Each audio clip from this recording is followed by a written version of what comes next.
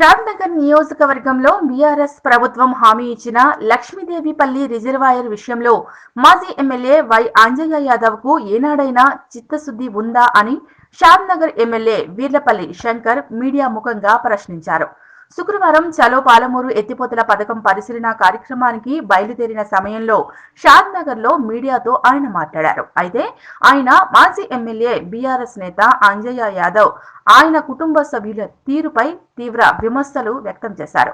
రాష్ట్ర వ్యాప్తంగా కుటుంబ పాలన కొనసాగి అవినీతి అక్రమాలకు గత ప్రభుత్వ పెద్దలు పాల్పడితే షాద్నగర్ నియోజకవర్గంలో కూడా ఎమ్మెల్యే అంజయ్య కూడా దోచుకుని దాచుకున్నారంటూ విమర్శలు చేశారు.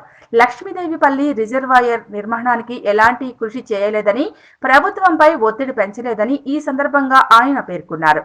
చౌదరిగూడకు ఎమ్మెల్యే అంజయ్య చిన్న కుమారుడు ఇన్ఛార్జిగా ఉన్నాడని, ఒక దరఖాస్తు కూడా ప్రభుత్వానికి పెట్టలేదని ఎద్దేవా చేశారు. పాలనలో ఉన్నంతకాలం అక్రమ కేసులు విధించారని, విలేకరులు నాయకులపై కేసులు పెట్టారని ఆయన ధ్వజమెత్తారు. ప్రాంత అభివృద్ధి కోసం ఎలాంటి కృషి చేయలేదని పేర్కొన్నారు. నియోజకవర్గంలో గత 10 ఏళ్లలో పాలన అస్తవ్యస్తంగా మారిందని అన్నారు. దానికి నిదర్శనమే మిషన్ భగీరథ పనులని పేర్కొన్నారు.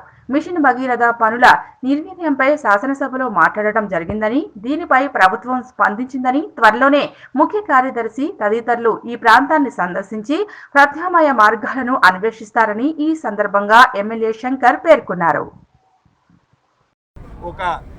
ఊరగా ఈ రాష్ట్రాన్ని దిగజార్చిర్రు, ఆర్థికంగా రాజకీయంగా సామాజికంగా దిగజార్చిర్రు. కుటుంబ పాలన జరిగింది, దోసుకున్నారు, దాచుకున్నారు.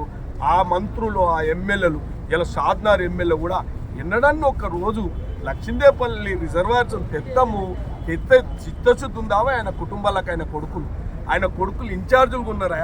చౌదరిగూడ మండలం ఇన్ఛార్జ్ ఒక ఆయన చిన్నరాజు ఇన్ఛార్జిగా ఉండి ఏవో రోజన్న ఒక రోజు ఒక చిన్న దరఖాస్తు, ఒక అసెంబ్లీలో ఒక మాట, షాద్నగర్లో ఒక నిరసన ఎప్పుడన్నా చెప్పిన దాఖలాలు ఉన్నాయా? దోసుకోవడం, దాచుకోవడం, వాళ్ళ ఎమ్మెల్యేలకు దోచిపెట్టిరు. అవినీతి రాజ్యం వెళ్ళింది.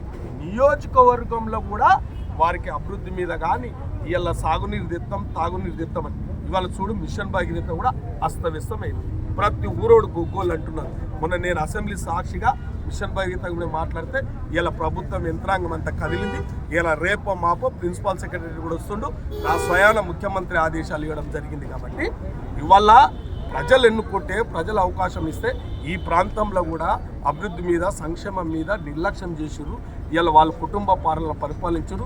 మీ అట్లుంటలు, మా అట్లుంటలు, విలేకరుల మీద, రాజకీయ నాయకుల మీద అక్రమ కేసులు, వాళ్ళ అభివృద్ధి అంతా అక్రమ కేసులు, అవినీతి రాజ్యం వెళ్ళింది తప్ప ఇవాళ నేను ఒక్కటే మాట చెప్తున్నాను. మీరు ఏదన్నా ఇలా రైతాంగాన్ని కాపాడాలని ఆ ఎమ్మెల్యేలు ఎక్కడైనా ప్రయత్నం చేసినా అంటే వాళ్ళ విజ్ఞతకు వదిలేస్తున్నాం. ఈరోజు ముఖ్య కార్యక్రమం ఏంటంటే మళ్ళా ఎవరు లేనప్పుడు మేడిగడ్డకు పోయి ఏదో అవాకులు చెవాకులు పలుకుతూ ఉన్నారు. కాబట్టి ఇవాళ మేమేమంటున్నామంటే పాలమూరుకు 80% పూర్తయిందంటారు.